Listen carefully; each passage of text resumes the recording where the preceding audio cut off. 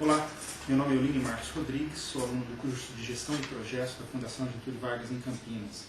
Como parte da avaliação da matéria de Matemática Financeira, estou fazendo um comentário sobre o livro Tristezas Não Pagam Dívidas, da jornalista e comentarista econômica Mara Luque. Mara Luque conta nesse livro um romance autobiográfico, como ela se envolveu em dívidas e como saiu delas.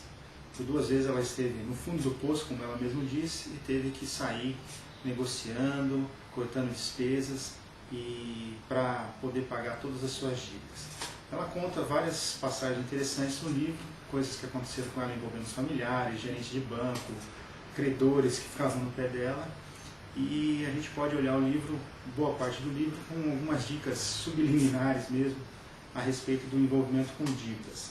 A ideia principal que ela coloca é que você tem que se programar mesmo, fazer um planejamento, listar num orçamento tudo aquilo que está relacionado com as suas dívidas.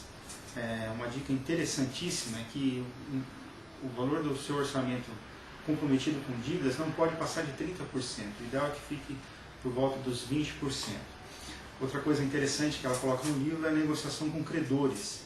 E nessa negociação toda, ela fala uma coisa interessante, que é que o gerente de banco é a primeira pessoa que você deve procurar para tentar sair das dívidas, porque ele sabe o dia a dia das pessoas endividadas, ele conhece alguns caminhos que, se ele for realmente seu amigo, e ele deve ser, vai te ajudar a sair dessas dívidas. Não aceitar o constrangimento dos credores, que muitos ameaçam, dizem que você vai a juízo, você vai perder isso, perder aquilo. Tal constrangimento é ilegal. Então, uma instituição para quem você deve não pode fazer isso em hipótese alguma. Sempre tentar negociar os juros, que é a parte pior das dívidas, porque eles vão acumulando, e as instituições financeiras sabem que é impossível você pagar os juros que elas cobram. Então, uma boa negociação ajuda você a diminuir o montante da dívida. Pensar também que o SPC, o Serasa, outros serviços de proteção ao crédito, são no fundo seus amigos, porque eles impedem que você se envolva em mais dívidas. E quando você está em dívidas, dicas importantes são rasgar o seu talão de cheque, evite cheque pré-datado, cortar os cartões de crédito. O único cartão que você deve usar é o cartão de débito, porque isso garante que você não vai gastar além do que você tem. Tomar muito cuidado com financiamentos. Geralmente um financiamento ele embute dentro do valor que você está financiando toda aquela parte de juros, e você acaba pagando muito além do valor do bem. Um exemplo que ela dá é com financiamento de casa própria. Se você conseguir pagar um aluguel e guardar a parte que seria da diferença por financiamento, você veria que dali um bom tempo você teria o saldo suficiente para quitar esse apartamento praticamente à vista e sem se ficar endividado.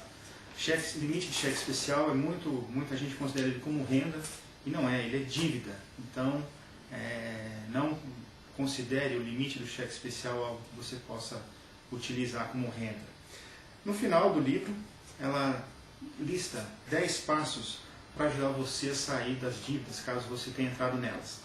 O primeiro passo é você listar todas as suas receitas. Liste tudo aquilo que é fonte de renda para você, salário, aposentadoria, alguma pensão, valor de algum aluguel de imóvel que você venha a ter. O segundo passo é listar do lado as despesas que você tem para se manter, alimentação, vestuário, despesas com luz, água, telefone, aluguel, coisas que você precisa e que não adianta você parar de pagar, que seria pior. Não coloque nessa lista ainda as dívidas, isso vem num passo mais à frente.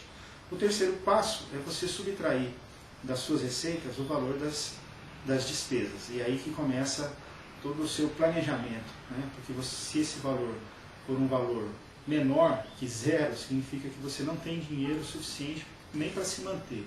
Então você vai ter que cortar algum gasto que você tenha listado como despesa, e um bom exemplo que ela dá é telefone, que todos nós conseguiríamos muito bem ficar sem telefone ou conseguir um plano junto à operadora mais barato. O quarto passo é montar realmente um programa para pagar as dívidas, ou seja, escolher as dívidas que você vai começar a pagar, planejar mesmo, como você vai começar a quitar as dívidas. O quinto passo é separar de 15% a 20% das suas receitas realmente para o pagamento dessas dívidas. Então, isso pode ser com que você tenha que cortar mais despesas ainda daquelas listas que você colocou no passo 2. O passo 6, aí sim, você vai listar todas as suas dívidas, incluindo juros, que é muito importante para você saber onde está a maior parte da sua dívida e também para poder negociar com as instituições ou com seus credores. E o passo 7, você vai começar então realmente a pagar as suas dívidas. E daí você vai procurar os seus credores e vai negociar com eles. E aqui é uma dica muito importante que todos, bancos, administradores de cartão de crédito, eles esperam que você faça isso e eles vão te oferecer taxas muito menores do que aquelas que vêm listadas no contrato do cheque especial do cartão de crédito. Então procure seus credores, diga a eles que você vai pagar as suas dívidas, mas que você quer condições satisfatórias. Todos eles vão aceitar isso. O passo 8 é você aceitar, até se for preciso, créditos mais baratos do que aqueles nos quais você está endividado. Por exemplo, crédito direto ao consumidor ou desconto em folha tem juros muito menores que os juros do cheque especial, por exemplo. O 9º passo é justamente você ter muita paciência e não ligar para o tempo, que dependendo do montante das suas dívidas vai tomar muito tempo para você pagá-las. Então não caia na besteira de comprometer 50% da sua receita pagando dívida, que você não vai conseguir. Então parcele as suas dívidas e considere sempre aquilo que você decidiu no passo 5, que é separar de 15% a 20% para pagar as dívidas. E o 9º passo é aquele que, para você não se deixar se intimidar com a cara feia dos seus credores, as ameaças, e dizer para eles que é o seguinte: se você quer pagar, você vai pagar, mas vai ser do seu jeito e não do jeito deles. Boa sorte, negocie suas dívidas e, se possível, não caia mais nelas. Dívidas não levam você a lugar nenhum e frustram a nossa vida, tiram o nosso esforço, a nossa alegria de viver. Até mais.